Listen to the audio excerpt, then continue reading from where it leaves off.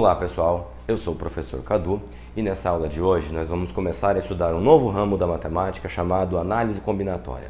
A análise combinatória é aquela parte da matemática que se preocupa com técnicas e estratégias de contagem. Nós somos acostumados a contar desde novinhos, só que chegam momentos em que a gente não consegue mais contar com o auxílio dos dedos porque os números começam a crescer. Para isso a gente lança a mão de ferramentas da análise combinatória. Então, como eu já disse, na análise combinatória nós estudaremos técnicas de contagem.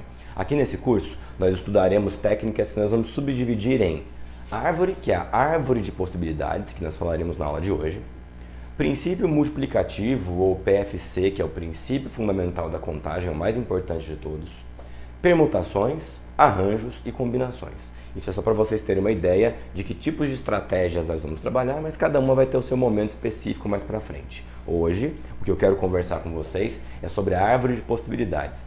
Uma ideia bem simples, uma estratégia bem simples de se fazer contagens, que permite que a gente tenha um visual bem bacana do que está acontecendo, só que ela tem um ponto negativo, que ela é muito ruim para se contar quando você está trabalhando com números grandes ou até com números médios. Vocês vão perceber logo num dos exemplos de hoje que se o número começar a crescer um pouquinho, você já vai ver que ela começa a ficar um pouco onerosa e talvez não valha tanto a pena. Para a gente trabalhar bem com a árvore de possibilidades, a minha primeira estratégia vai ser então trabalhar com algum exercício, colocar algum exercício de contagem para a gente olhar juntos e a gente aplicar cada uma das técnicas, cada uma em seu momento, para a gente ver como cada uma funciona e no futuro você possa escolher qual caminho você mais gosta. Então, dá só uma olhadinha aqui comigo. Esqueci do pincel. Nesse problema, imagina que eu tenho uma região onde eu tenho as cidades A, B e C. Entre as cidades A e B existem duas estradas. Entre as cidades B e C existem 3 estradas e não tem estrada direta de A para C. Aí a primeira pergunta que eu te faço é: quantos caminhos distintos eu posso fazer para fazer essa viagem? Sair de A até C, passando pela cidade B no meio do caminho. Uma das maneiras que a gente pode usar para resolver um problema desse tipo é fazer a árvore de possibilidades, que consiste em fazer um desenho ilustrativo do que está acontecendo nessa situação. Olha só, imagina que esse ponto aqui representa para mim a cidade A. Se eu quero ir de A para C passando por B, a primeira coisa que eu preciso fazer é me deslocar para B. E já está aqui no enunciado que de A para B existem 2 caminhos distintos.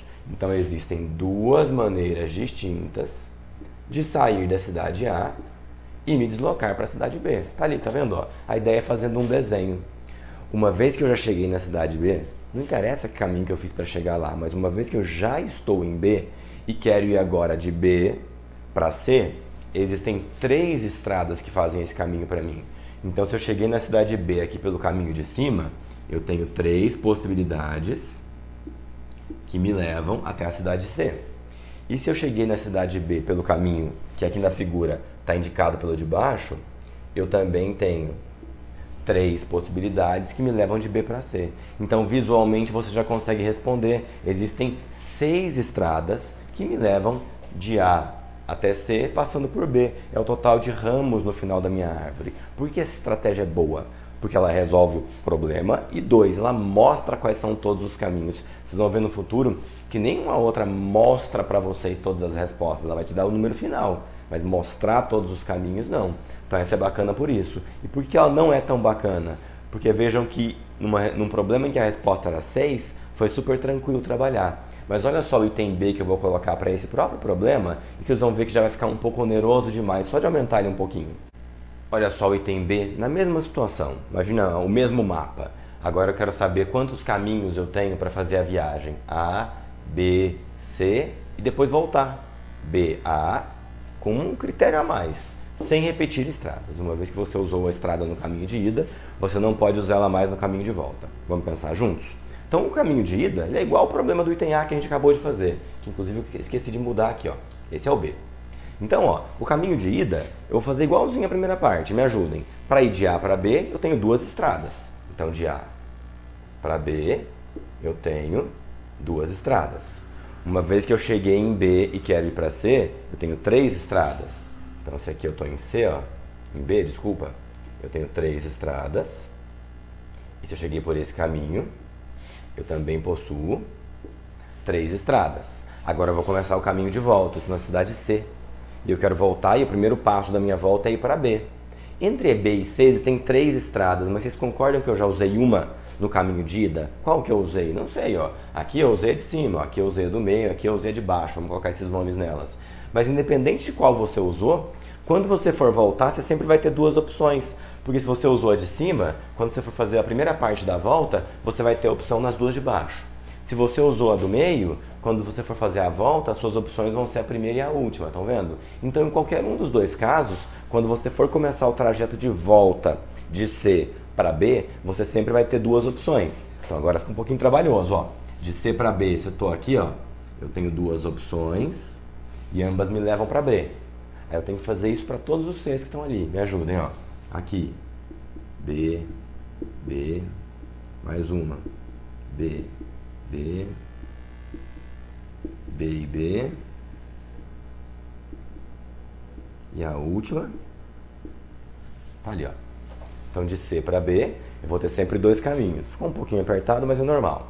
E agora eu estou na cidade B e quero ir agora da cidade B para a cidade A. Só que entre B e A são 2 estradas e uma delas eu já usei no começo do meu trajeto. Então, quando eu for fazer minha etapa final da volta da minha viagem, eu tinha 2 estradas. Se uma eu usei na ida, só sobra a outra para o caminho de volta. Então, é até um pouco desnecessário, mas vamos escrever. Se eu estou em B e quero ir para A agora, eu só tenho uma opção, independente de como que eu cheguei em B até esse momento. Ó. Então, de todos os Bs agora, eu vou tirar um tracinho só, e todos eles, cada um deles, na verdade, me leva até a cidade A. Então pergunta, de quantas maneiras distintas eu posso fazer essa viagem? É só contar o final da nossa árvore de possibilidades. 1, 2, 3, 4, 5, 6, 7, 8, 9, 10, 11, 12. Existem 12 caminhos distintos para poder fazer esse trajeto. E eu acho que esse exemplo B já mostra pra gente que a árvore de possibilidades é boa para enxergar tudo o que está acontecendo, mas ela é ruim, porque num problema que deu 12, ele já começou a ficar trabalhoso demais e talvez já não valha tanto a pena. Mas você sempre vai ter a opção de escolher o caminho que você quer fazer. Na próxima aula a gente volta e fala de algumas outras estratégias. Por hoje é isso. Tchau, pessoal. Obrigado e até a próxima.